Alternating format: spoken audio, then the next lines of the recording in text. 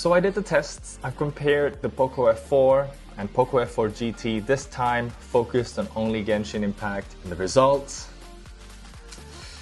just how? Let's get into it. Selamat pagi. Good morning everyone, Kenneth here and welcome back to another video. This time, it's an entirely new one. Basically, I'm trying to set my own Genshin benchmark in which I can test other phones like the same test like this and compare the results. And to be honest with you, this took way too long to prepare and way too long to analyze. It's basically a whole new world to me. So if you appreciate what I do, please hit the thumbs up and subscribe to the channel. And with that said, let's just get straight into the results. So we always start the test with a fully charged phone at 50% brightness, made sure all kinds of performance are turned on, and we're going to do some world farming, spiral abyss run, as well as walking in different places. We're going to see the loading times compared, and stay tuned until the end because we have an in-depth performance metrics recap thanks to WeTestPerfDog. Starting off with the initial loading sequence here, I counted from the first frame the door opened until the world appeared. And at least on this run, we can see that the F4 GT has a quite significant 6 seconds lead. Anyway, just to make sure, we're running the highest preset setting with FPS set to 60, and my camera is also recording at 60 FPS, so you can see for yourself if there is any lag or stuttering happened. Now, right off the bat, we already see that the F4 happily stays around 40 FPS, while the F4 GT only goes around 30. And it's not like it's a stable 30 FPS, but it looks and feels choppy. Just trying to follow the trail here is actually a bit challenging. Now, as if that wasn't enough, moving on to our first fight here, I have a hard time controlling Yelan's face running skill on the F4 GT. This is in contrast with the F4 that, despite having more challenging animations, since I actually got to activate Sucrose Burst, but it still plays more fluidly. Throughout the fight, the F4 stays around 40 FPS, while the F4 GT could go as low as 20 FPS when activating Yelan's burst. I mean, when the winner is already this clear at the start of a test, I just don't know what to say anymore. Onto our second short fight here, I want to focus on the temperature reading. If you check out my F4 GT gaming test before, you'll know that these readings are about what it is on a surface near the processor on the back side of the phone. But this is actually something that I hope to improve in the future. If you notice, I started testing the F4 at a chilly 36 degrees, while the F4 GT started at 40.6 degrees already, which probably explains why the performance was so bad right at the bat. I started off both phones at 36 degrees though, although there were 1 to 2 minutes of difference where I let the F4 GT sit a bit longer. But honestly speaking, the Snapdragon 8 Gen 1 actually heats up faster since it can reach 40 degrees just by staring into the sky, while the Snapdragon 870, well into the third big fight here, then we can see it crosses 40 degrees.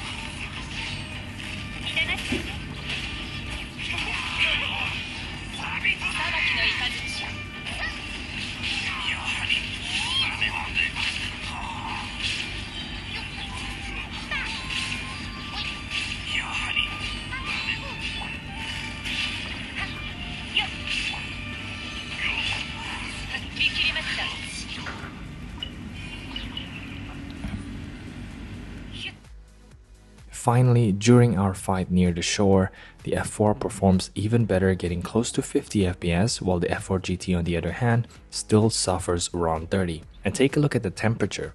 Towards the end of the test, the F4 sits at 41 degrees, while the F4 GT goes a little above 43 degrees already.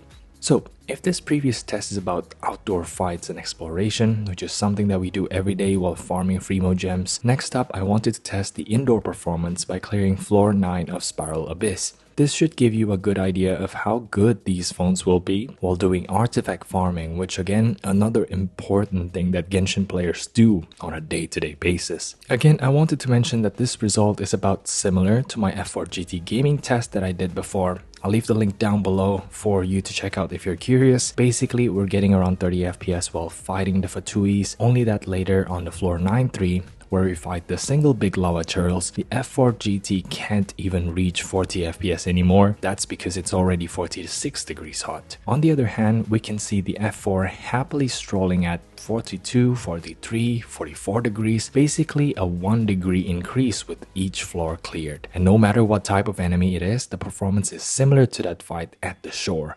We often see it reaching 50 FPS, even maintaining that kind of performance for a while, which is amazing. The result is just a much more fluid gameplay, which just boggles my mind as to why this 3 years old chip just performs better. In any case, I'll try to shop for phone coolers next and see if the F4 GT can finally flex out its muscles then. Anyway, let's move on to our final test, which basically is just walking through different maps. And first is this Dragon Spine area, which I think is most taxing and actually is most requested. Look at these ladies walking in style. I'll try to slowly move the camera left and right so you can see if the movement is fluid or not. And remember, this is done right after the Spiral Abyss run, which is when the phones are at their warmest point. And as for the result, well, we'll see the same pattern repeating itself again. Now next up, Liyue is actually more challenging with the multiple trees, lights and buildings in the vicinity. We can see that the F4 now hovers around 44 FPS while the F4 GT goes around 30. And this route is what I think most people will take on their daily, since this is just going to the Adventurers Guild. Lastly, let's take a stroll through Inazuma, but I'll go past the guild here because that's just too close. Now, the F4 performs wonderfully nearing 50 FPS while the F4 GT repeats the same story, around 30 FPS affair, with the highest dip happening just before we get to the bridge. Anyway, let's take a look at our benchmark results here. First off, I think the average FPS sums up my experience very nicely here. The F4 has a much smoother gameplay, and it's really no wonder I found myself actually limiting the settings to high 30 when playing Genshin on the F4 GT. As I've said in my previous testing, it just can't run 60. Moving on, we have Janks, which is stuttering that's recorded by PerfDog. Now, regardless of what you see here, it's really clear that the F4 GT feels much more jittery during gameplay, as even controlling Yelan's face running is a bit of a challenge, as I told you before. Now, it's interesting to see that we actually have lower CPU and GPU usage, as we can see on this graph, which basically means that while we're almost maxing out the capabilities of Snapdragon 870, we are nowhere near tapping the full capabilities of Snapdragon 8 Gen 1. So definitely subscribe to the channel because I'm going to do another test run with cooler fans. Let me know if you have any recommendations, but for now, we can conclude that the 8 Gen 1 runs hot. I think that's obvious enough already. Now, let's take a look at this table I'm trying to build. For power consumption, we can see that despite using less of the GPU and CPU, the 8 Gen 1 averages about the same amount of power at a little bit more than 5.4 watts. And in total, it drained 1 watt-hour of battery, slightly more than the F4 since the test lasted slightly longer too. For temperatures, we're started at 36 degrees. I'm testing at an ambient of 29 to 30 degrees give or take, and the F4 ended up at 44.6 degrees top, and the bottom side is super chill at 39 degrees. The F4 GT, on the other hand, is slightly higher at almost 46 degrees top, no surprises there, but the bottom is significantly warmer at 42 degrees. These results are actually in line given the test I've done before, but the 870 really surprised me as this is my first time testing it in the channel. Finally, let's talk about loading time. We've compared the initial load time already, but what's more important is perhaps the time to load while teleporting to different locations in a map. Honestly speaking, while the F4 GT is slightly faster, I can say that the two phones here give about the same experience.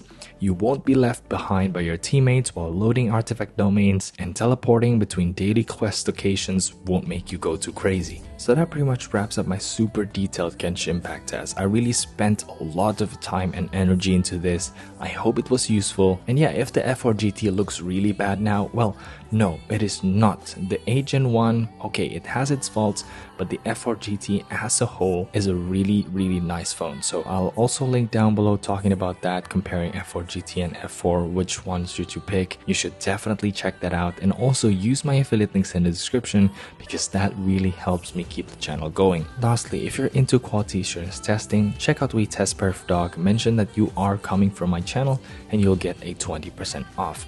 Okay, thank you so much for watching once again. I'm Kenneth, and I'll see you in the next one. Bye.